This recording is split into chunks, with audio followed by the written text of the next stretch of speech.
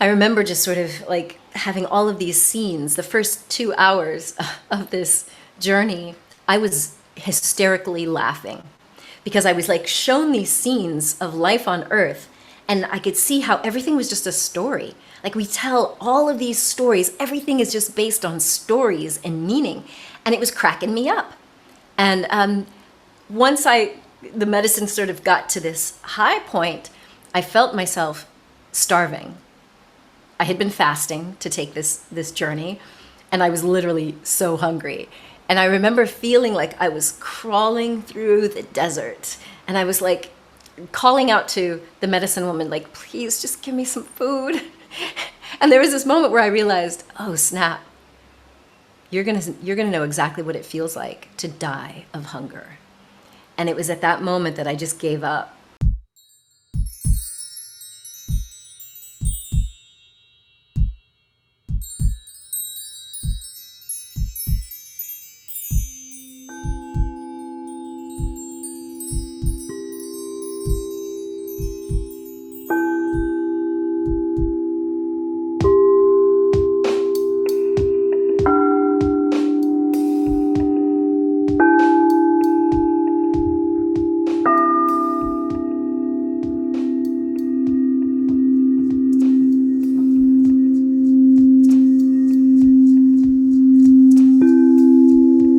Breathe in. 1, 2, 3. Peace, and welcome to the Tailored Healing Collective podcast. This is a space for, but never limited to, people of color for discussing sacred plant medicine, pregnancy, parenthood, and more. You know, there's such a stigma on who can open the floor for conversation on these topics that are viewed as taboo or even inappropriate. This fact alone has made so many become fearful of the very thing that could help us rebuild families, create our own businesses, and most importantly, trust our role in this world as future ancestors. So wherever you are, take a cleansing breath and do your best to listen with an open mind, heart, and spirit, and let love lead the way. I'm your host, Taylor. Welcome to the Tailored Healing Collective podcast. Today, I have the pleasure of hosting Dr. Andrea Pennington. Though she has many accolades that I have seen throughout her bio and her page that I found via Instagram, one of the most important ones to me that I've found was that she understands a little bit about the power of transformation. So thank you, Dr. Andrea, for joining us today. Thank you so much for having me. It's a pleasure and an honor. Could you tell us a little bit about yourself and the work that you do? Absolutely. I am an integrative physician and I facilitate psychedelic assisted therapy. And I've been doing this all around the world. I now live in the south of France. I'm an American, though. My parents are Black. My mother was from South America, British Guyana, and my father is African American. So I've had the distinct privilege of kind of navigating the world of being an ethnic mix that most people in the United States didn't understand, which I say that because it informs my work now, coming out of hiding, basically, with some of the things that I attempted and tried in the past on my own healing journey, including the use of psychedelics. I've been sharing my voice a little more loudly and a little more proudly, simply because I've lost friends who died by suicide, who had tried traditional therapy and traditional medical systems and they didn't work. And because I kept my own mental health history a secret, these individuals maybe didn't even know they could talk to me about what they were going through. And I don't want anyone else to take their lives or end their lives without knowing that there are other options for us out here. Wow, to hear that you have kind of combined your experience with your friends into your work, that must be amazing to turn that into a passion for your life and the way that you touch others around you. It is. It's definitely has taken my career to a whole nother level. I mean, I've been in practice for 22 years, but my own mental health journey and then, losing these friends, one of them was during the COVID pandemic. It's just brought a whole nother level of awakening and a deepening of the sense of interconnectedness. I think the pandemic did that for a lot of us, like knowing that what happens in one part of the world can dramatically impact people on the other side of the world. And to not be able to be close to some of these friends, it just brought a whole nother level of weight, but not in the sense of it being a burden, but a sense of it, of the work that I do as having a new level of importance. I've always been an advocate for people to embrace vitality and to heal. But I think just recognizing my own healing journey, it just brought a whole new level of awareness to it. So may I ask you, when starting your journey, even before we get into the talk of psychedelics and plant medicine, what was the catalyst into your own healing journey where you took a look in the mirror and said, okay, I'm in pain or something needs to change in my life? Well, I mean, I grew up in a very dysfunctional family. If you're familiar with the Adverse Childhood Experiences score, the ACE score, mine is a 7. But to be honest, I didn't even realize the level of trauma that I was suppressing and enduring until I was in my mid-30s. Now I'm 51 now, and it took decades before I really woke up to the level of dysfunction and how it had impacted me. So to take you back a little bit, when I first started my career, graduated from medical school, I was, 28 at the time. And I was instantly working with a population who had eating disorders and substance use disorder, because my mom, who was a physician, had introduced me to acupuncture. And this was back in the day when, crack cocaine was like this scourge across America. And what we found is that there was this treatment program being offered to people in lieu of going to jail. They could do this auricular, meaning ear, acupuncture protocol. And so I was introduced to that in my 3rd year of med school. So by the time I graduated, I was using acupuncture in an intensive outpatient program for substance use and eating disorders. And it just opened my mind to this concept of mind and body and healing. And it was the initiation of trauma training. Because, as you can imagine, many people who had eating disorders or who were abusing substances, they had trauma in their past. And the light bulb moment for me came when I started looking at a small subset of my patients who weren't getting better. Now, I had created this beautiful, multidisciplinary, holistic healing environment where everything was taken care of. Like, it was feng shuied, like we did everything to make it like the ultimate healing oasis. So being a young physician, I think I was 30 something at the time, I was like, everyone should get better. Like, we're creating this perfect place, giving you all the support, the education, everything. And what I discovered in one of our sort of multidisciplinary meetings was a certain subset of my patients didn't believe that they deserved happiness, vitality, success. And nobody ever used the words, I don't love myself, but that's what it came back to. It's like they don't love themselves. They don't think that they're worthy. And even though I didn't have an eating disorder, I wasn't abusing substances, I had lived with depression for many years that nobody could understand, because it's like, you have everything, blah, blah, blah. And something about that just struck me really deeply. And I was like, I have some of the same shit that they do, even though I'm coping in a different way. And that was really the beginning of me looking at my own psyche to understand, why was I high functioning but still miserably depressed? And that's what really started me on this path of self-love for myself and for my patients. Yes, and I've gone through your many works and plan to read quite a few of the books myself, because learning about the pain that other people are in and seeing how similar we are to others is almost astounding to me, because you look at so many other people and their life experiences and think they're so different from you because they have more, because they walk a different path, and we're so much more alike than we realize.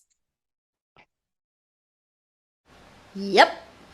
And that's part of why I'm here talking to you. It's why I host the Conscious Evolution podcast. I want people to realize that all of us as humans, we are on this evolutionary journey of the soul. And we are all so alike. No matter where in the world you are, you're human. Yes, we are all human. So I'd like to ask you, what was the start of your own plant medicine journey, and how did that feel going on working in the medical field? How was that for you? Well, I was first called to ayahuasca back in 2007. I was at a trance dance event, again, on my own journey of just trying to understand why I was so depressed. And when the shaman told me about ayahuasca and the retreats he was leading in the jungle of Hawaii, I was like, no, okay, that sounds scary. It actually was 10 years later that I heard the call again while I was in Peru and had the opportunity to sit in ceremony with a beautiful ayahuasquera. And for me, it was just this very deep, cathartic experience of connecting to my authentic self. I connected to my mother. My mother at the time was really starting to wither away with dementia. Her memory was going, and I grieved. I grieved the loss of this connection to my mother, who had been, so influential in my life as a physician. I also grieved the fact that she was an emotionally distant mom. And it was like I was seeing the weight of that in that ceremony. So that was in 2017, and I never thought that I would tell anyone that I sat in ceremony. But then that same year, I met this other medicine woman, Sol Whitefire from Iceland, and then got to sit in ceremony with her in Iceland. And the experiences that I had sitting with ayahuasca were so it was like shining a light on my psyche, on the parts of me that I was very familiar with, but didn't understand certain meanings and mechanisms. And coming out of it, I just slowly but surely started telling people. But it was really after sitting in ceremony with Sol Whitefire for a psilocybin mushroom experience, where I once again connected with my mother. That was when I realized I have been sitting on just a powder keg of trauma that I never had the right to fully name, because part of it dealing with my mother came from South America. She came from a very proud family. There was a whole lot of secrecy. Like you don't talk, you don't say a lot of things. And that ceremony, which was just before my mother transitioned, opened my eyes to how much suffering I was suppressing. And it was at that moment that I realized, wow, I've been very fortunate to have been exposed to medicine men and women who I felt were safe. I felt well taken care of. I trusted them. I knew where the medicine was coming from. And I realized that the majority of people that I had been treating over the last 2 decades, they didn't have access to that. The friends that I lost to suicide, where would they have gone? Like, they wouldn't have been candidates, nor would they have probably thought to fly to Peru to sit in ceremony. And that was when I realized I needed to do something about it. And so last year I enrolled in the MAPS program through the Integrative Psychiatry Institute to get certified to serve ketamine, MDMA, and psilocybin when those become legal, because I wanted more people of color, people who've had complex trauma histories, to be in a safe environment. I really believe strongly in the ceremonial aspect. I believe that for me, sitting in ceremony was magical, and honoring the indigenous traditions that these medicines have come from. For me, that just brought a whole other level of sacred purity and magic. And I kind of had this fear that the medical model is going to strip away some of that sacred purity. I mean, there are certainly physicians and therapists that are trying to add in ritual, but I just realized that a lot of the people who might come to me because of my background as a physician and a trauma healer, I want them to know that they can experience these things in a safe way. And yeah, so that's why I'm doing it. Thank you for sharing that. And during that time, did you experience ego death? Yes, I have experienced the magical ego death several times. Um, I'm trying to think of the first time. I don't think I really experienced it the first ayahuasca journey. I think I was still kind of holding on. But I have experienced dissolution. I'll just tell you about my most recent, which was my first heroic dose of psilocybin mushrooms. I did 5 grams in Iceland with my dear friend Jill. And I remember just sort of like having all of these scenes. The first 2 hours of this journey, I was hysterically laughing because I was like shown these scenes of life on Earth, and I could see how everything was just a story. Like we tell all of these stories, everything is just based on stories and meaning. And it was cracking me up. And once the medicine sort of got to this high point, I felt myself starving. I had been fasting to take this journey, and I was literally so hungry. And I remember feeling like I was crawling through the desert, and I was like calling out to the medicine woman, like, please just give me some food. And there was this moment where I realized, oh snap, you're gonna know exactly what it feels like to die of hunger. And it was at that moment that I just gave up, and I felt myself kind of collapse into this desert and disintegrate into dust particles. And it was at that moment that everything just sort of swirled into energy, and I realized, okay, the physical form is gone, the ego is gone. I am this energy field, and it was pretty dramatic. That one sticks out in my mind the most. So, with all the stages you've been on and all the speaking that you have done over your time, to experience ego death, do you feel separate or more a part of the person that you've become over the years? Do I feel separate or more apart? That's a I very meant more apart. That's not even the correct phrasing. Do you feel more connected, is what I meant.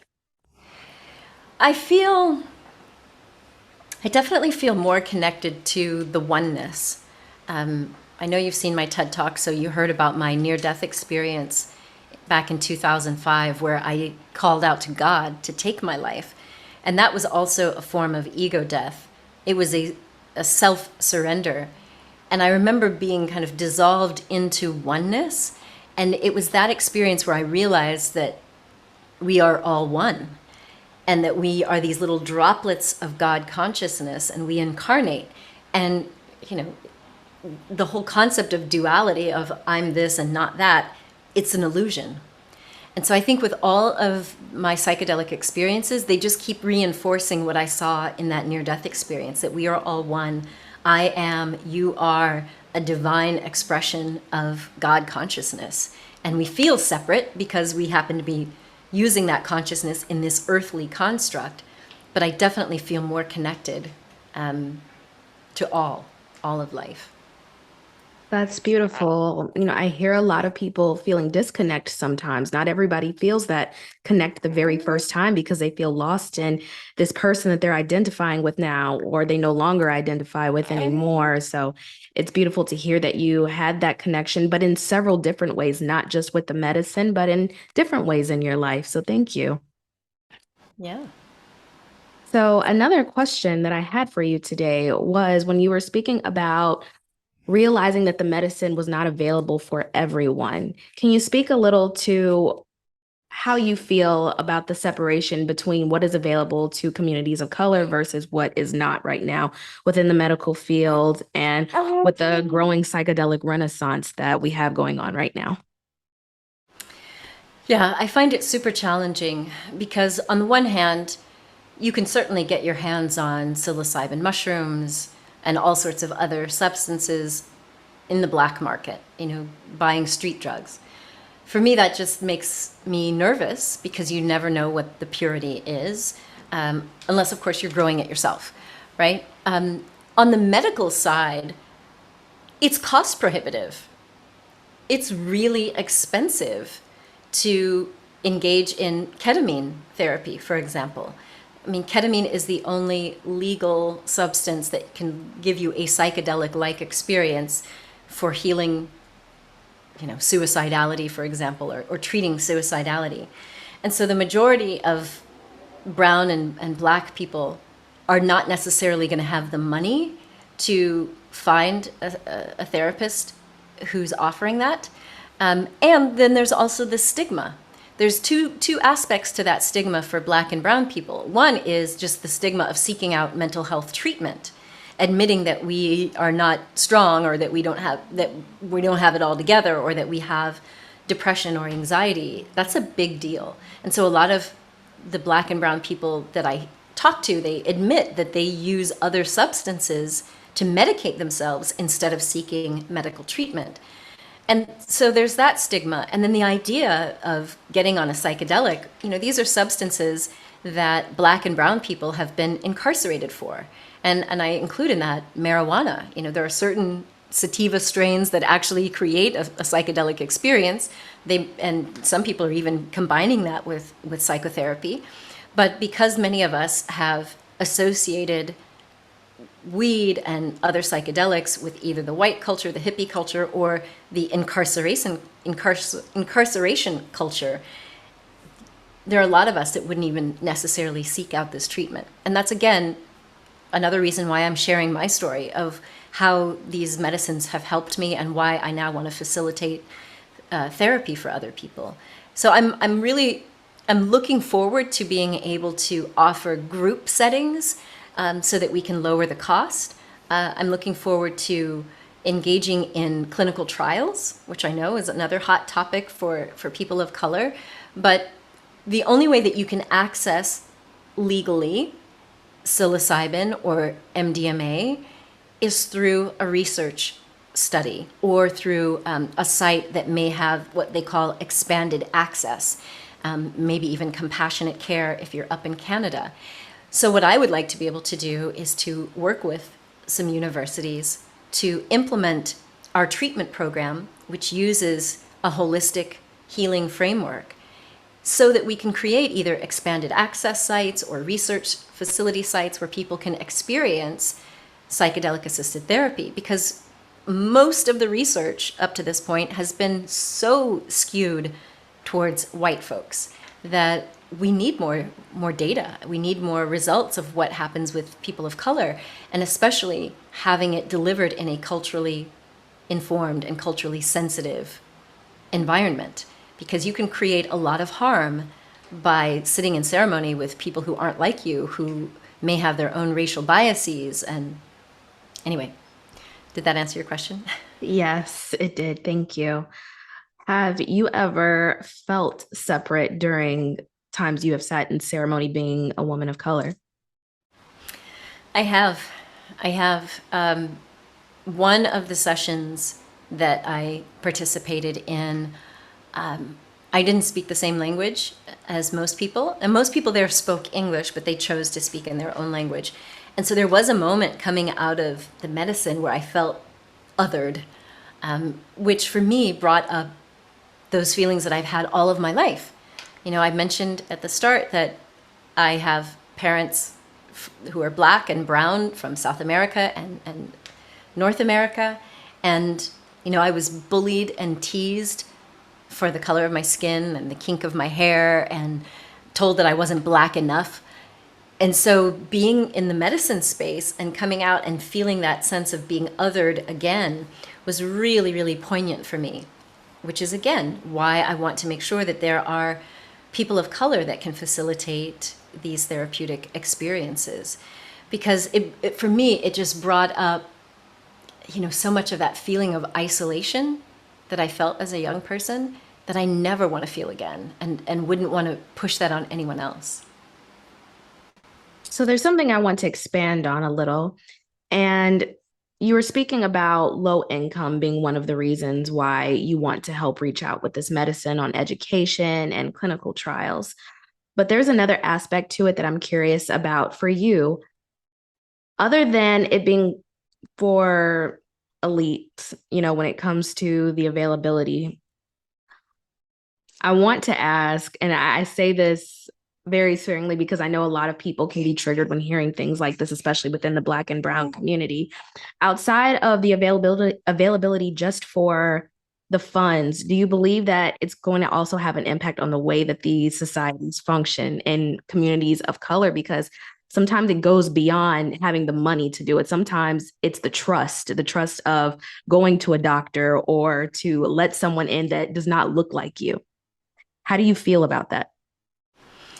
I agree with you 100%. It's not just about the money. And as I was saying, being able to sit with someone who understands where you're coming from, who's either checked their biases or has already done their anti-racist work, that's a big deal. As well as the income barrier. For me, I think the biggest challenge is if we look at the way that the medicalization is happening, if the FDA approves psilocybin and MDMA therapy as it's currently proposed, it requires 2 therapists. So at least one of them is a physician or PhD who can write for the drug, and that can also be a nurse practitioner. So someone who could legally write the prescription, and then another therapist. So when you think of having 2 people there for several hours, plus all of the integration sessions and preparation, that makes it cost prohibitive. And that's another reason why I want to look at the group therapy model to make it more accessible. But I think even if we are doing group sessions, the approach that my team is taking is that we want to be able to have a for-profit arm of our company, because there are always going to be, I always have clients who say, I just want to work with you. Like, it's great that you have the group model. I hear that group therapy actually is good because there's more energy transfer and good stuff, but they want private. And so what I would like to be able to do is have a portion of that money create scholarships or a fund for people to get training in these modalities and for people to be able to access these modalities. So I don't know, is that answering your question about the cost issue or the low income issue? Yes, and I think I go into that because, again, beyond that and what I've experienced in Black and Brown communities, it is a matter of trust when it comes to so many do not trust going to the doctor. They don't trust going to white doctors in particular. They would rather just handle things at home, even when it includes their health, not just beyond their mental health. When it comes to physical health too, they just don't trust anyone. But then you still have the legal factor in it as well. So working as a therapist and someone who is working with these medicines as well, would you suggest anything to people within our community who are afraid to go to the doctor but still choose to work with the medicine? Obviously with the Black market, but outside of that. No matter where you're getting it from, whether it's a licensed physician, a therapist, or the homie on the street, get to know the person who's providing you. I'm biased in that I would prefer that people do this in a safe setting with people they trust, even if those are just community leaders or retreat facilitators who know how to hold space rather than just doing it on your own. There's certainly a time and space for social and celebratory, recreational, but I'm talking about on the therapeutic side. I think Black and Brown people have a good reason to feel distrust with the current state of the medical system. It hasn't treated us well. It's completely full of bias. It's a very patriarchal, white supremacist system that is not rigged in our favor as Black and Brown people. So I think having that healthy fear or skepticism is a good thing.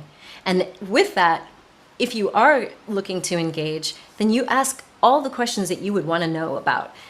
Have they had any legal sanctions against them?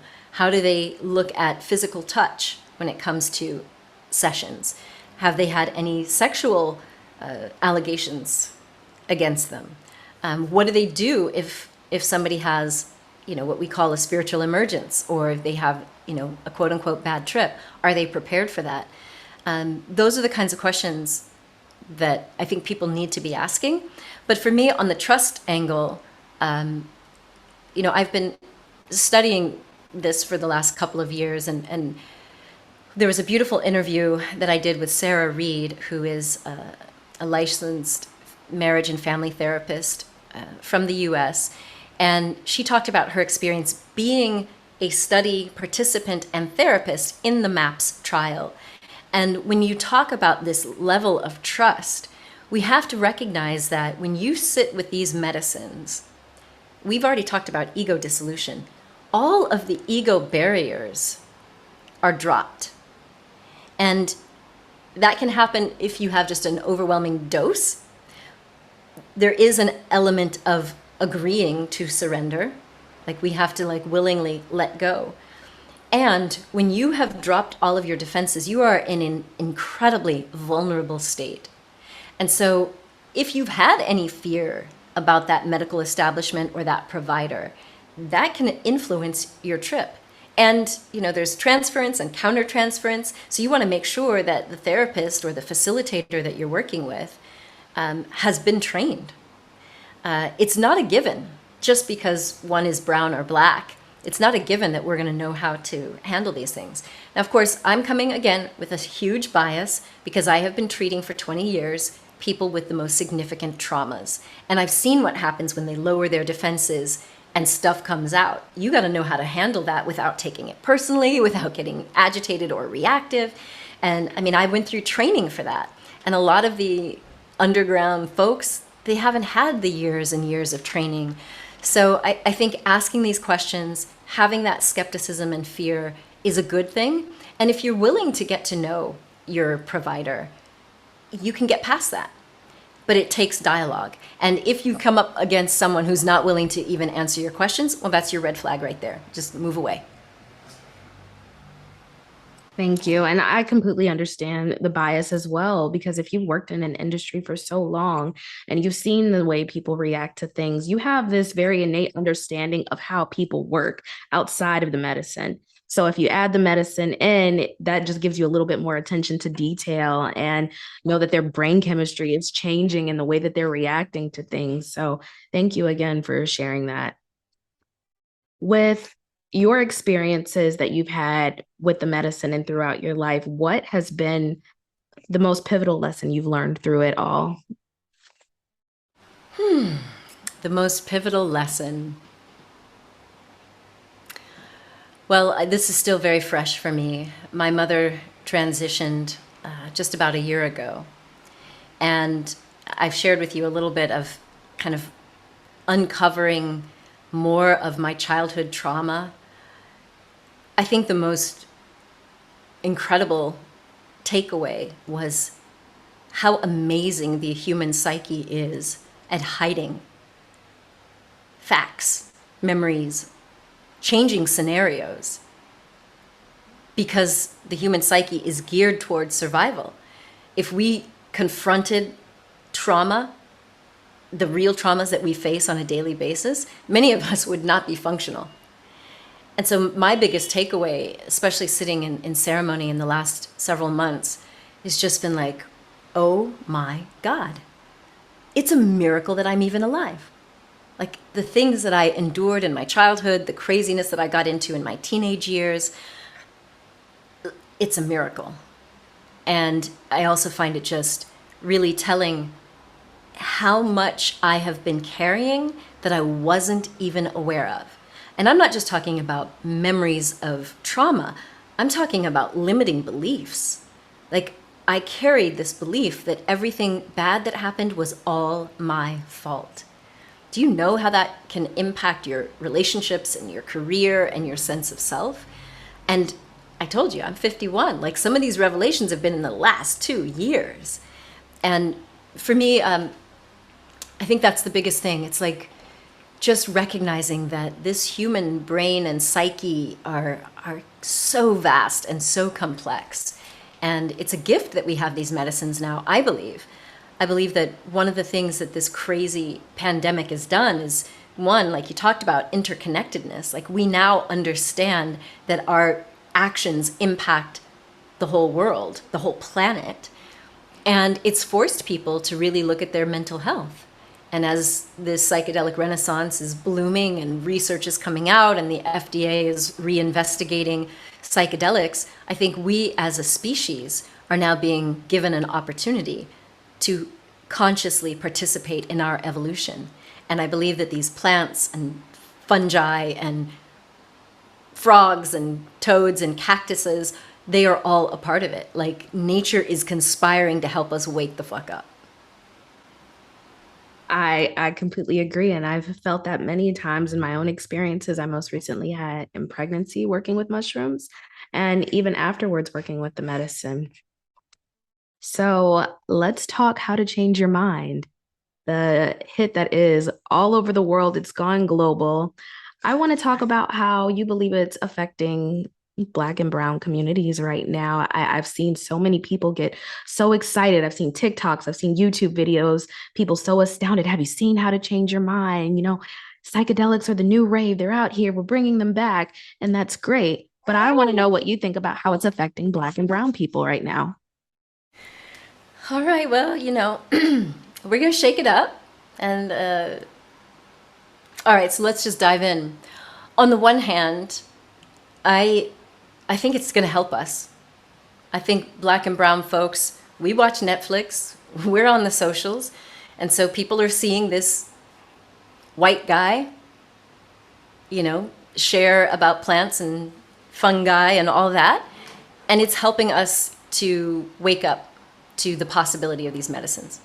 So that's one thing, that's awareness.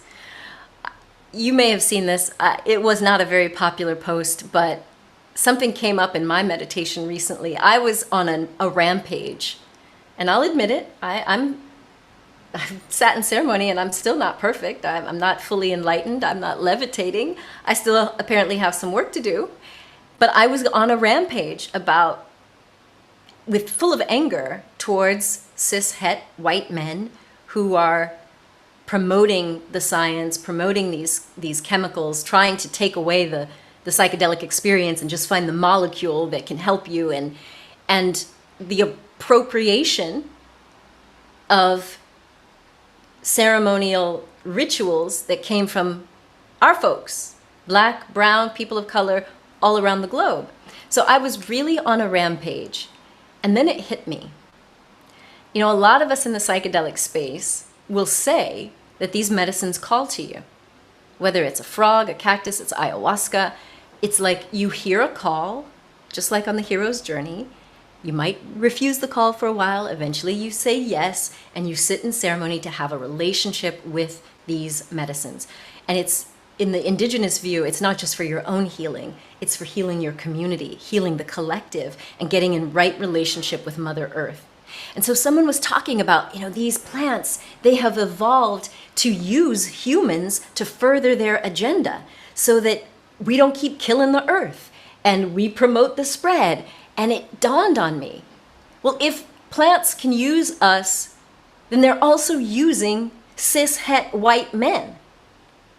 So as much as we want to demonize them and criticize them, in a way, this is still helping the plants' agenda to heal us as a species. And more Black and Brown people are getting aware of these medicines, and there are more woke folks who are engaging in reciprocity. They're giving back. They're starting to protect, like peyote, for example. They're saying, okay, we can do psychedelics, but let's protect peyote for the Native Americans because it's part of their sacred traditions. So I think that ultimately, God bless Michael Pollan. And yeah, I was angry he didn't have a lot of Black and Brown folks credited in the book. Like, I read the book before I saw the Netflix series. I think in Netflix, they cleaned it up. They cleaned up a little bit of his mistakes in whitewashing by including Erica Gagnon, the ceremonial leader, who's featured right there in the opening scenes of the series. So I think he's being used. I must just say it like that. Yeah, I have to feel the same way. But I do worry that even with the medicine working, and that worry naturally just comes up because we've seen this before. White settlers come in, claim something as their own, bring it back into their communities and claim it as their own. Meanwhile, demonizing, criminalizing, pushing the Brown and Black community completely out of it as if they didn't receive it from them in the first place. So yes, but look at how many of us are now taken to the airwaves. You're doing this holding a baby in your arms. So 10 years ago, you would not have caught me having this open conversation that's going to blast out all around the world. So now there are more of us. And there are indigenous people who are saying, we are not going to have these white colonizers taking our stuff. I think because more of the black and brown folks who are woke and have platforms and have allies, let's remember that not all white people are evil. They're not all the devil. There are supporters. I think that we are also feeling more confident in being vocal. And again, I am so disgusted with all of the racial atrocities that are paraded out. However, it's making us more vocal. And I think that's the gift in all of this. We're not going to take this lying down. Indigenous people are not taking this lying down. And it could be business as usual, but I think we're hitting a tipping point where enough of us are going to say, no, this is not going to be business as usual. I definitely feel it activating something in all of us. I mean, that's what led me to starting my podcast. It was a call I got from mushrooms during that time, but I had no clue that it was going to evolve into me using my voice vocally, physically, showing me with my child and my children online to show that this is not evil. My children are not hurt or harmed in any way. Though I'm not in the medical industry, I still want to make it look normal for people who don't know, because I've been judged by people within my own community who think it's the equivalent to heroin or crack. And like, no, that's not it. That's not what it is. So one of the final questions I have for you is, what led you to using your voice? I mean, through all of this, we've obviously discussed a lot of things, the catalyst in your life that brought you to working with transformation, finding your own healing journey, but the Conscious Evolution podcast, what brought you to deciding to do that when everything you've spoken about is about transformation, but not necessarily in this realm? It was these 3 poignant deaths in the last few years, and recognizing that my silence is not an option. Now, I've been counseled by people saying, oh, even if you had told your story, you might not have been able to prevent those 2 suicides. And that's true. Maybe. But I now recognize that being silent and looking like I'm going to pass judgment on people using any substance, not just these lovely little plants and fungi. I mean, if people want to use other substances, that's your right and that's your privilege. Who am I to judge? But I recognize that my being silent is harmful. And I think obviously sitting in ceremony, you get messages, you get downloads. For me, I see visions. And I saw that I had to speak up to save lives, quite possibly. I don't know if that's what this will do, but that's my aim. I believe the medicine calls out to everyone with a purpose and with intent. I know for myself, it has definitely helped me amplify my throat center, because I've always been afraid of speaking my truth because of how people would look at me. I've always thought of the world in a different way than my peers. And to not be afraid to share that with the world as a Black woman, it's been exciting, but also very scary at the same time. But that call is important, because everything that you're doing, everything that I'm doing, and people who look like us who are calling out how to change your mind, not necessarily in the they're taking it away from us, but in the we're taking it back kind of way. So it's very much appreciated. Thank you so much for the work that you do. Well, thank you. Thank you for your voice. And I'm looking forward to interviewing you on the Conscious Evolution podcast, because I'm so fascinated by your story and your journey. Thank you so much. I look forward to it. So can you let listeners know how to find you? You have so many great pieces of educational content out there, and I'm so excited for other people to find you too. So let us know how to find you. Yeah, I'm active on all the socials at Dr. Andrea Pennington. You can also visit my website, andreapennington.com. I run several companies, including a publishing company, and we are actually looking for more people to share stories in an upcoming book called Sacred Medicine, where we're specifically asking people to share a story of psychedelics use. It could be frog medicine, but what we want to do is make sure that even if you've had a bad trip and you want to share that experience so that you're educating other people. So at my company, Make Your Mark Global, we'll be releasing that book. And I'd invite anyone who has a story they'd like to share to hit me up. Thank you so much for joining us today. I am thrilled for people to find you, to find more about it, and to find more people of color, especially women, who can share these stories with everyone, to normalize it, to bring it back into our communities, and to help heal everyone around us.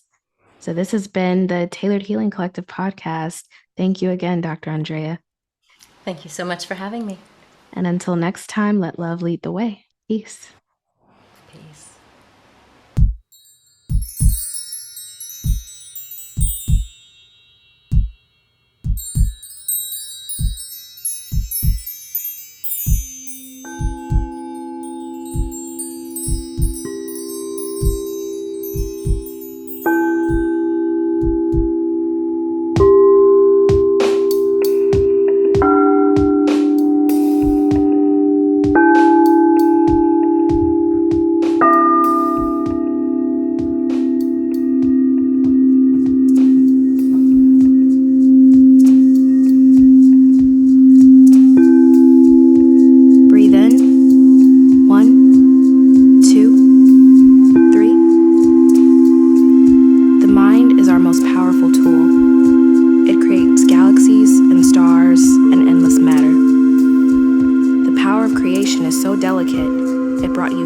Moment to realize who you are. You are an alchemist. Leave behind what no longer serves you. Remember, your physical body is only a system of transportation for the soul. Allow yourself to feel and forgive the past to move forward into the future. Connect with the self that wants to take chances, to explore and be. Allow this version of you to become rooted in its new environment and surroundings to grow. Become a vibrational match to your desires.